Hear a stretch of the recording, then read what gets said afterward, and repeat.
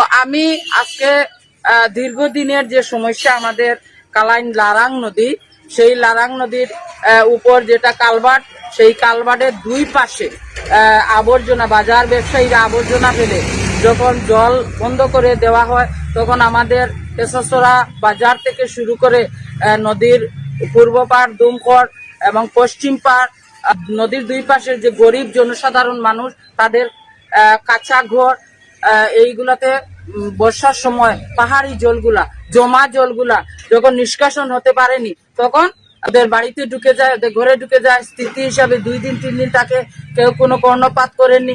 আমি প্রথমেই বলবো যে যাই আমার পিছনে আপনারা দেখছেন যে আবর্জনা ফেলে দেওয়া হয়েছে, সেই এগুলা কি বলে থার্মোকল, এগুলা জলে ঠেলা দিয়ে নিতে পারে না। দুই পাশে নদী বন্ধ, তখন বর্ষার দিনে যখন জল বন্ধ হয়, তখন আমরা নিজে নেমে জেসিবি দিয়ে যখন জেসিবি ভেঙে যায়, কি বস্তু ফেলে তাকে।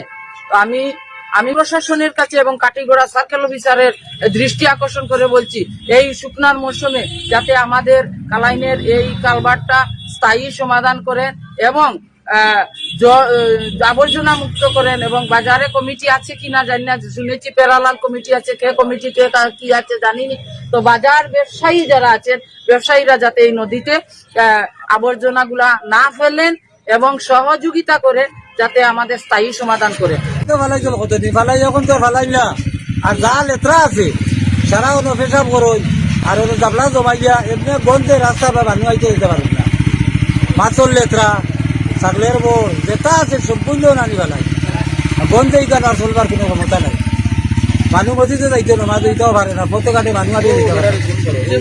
সবচেয়ে বড় খাতরা বর্ষার দিনে তো গন্ধে তো এমনি উঁচু গেল।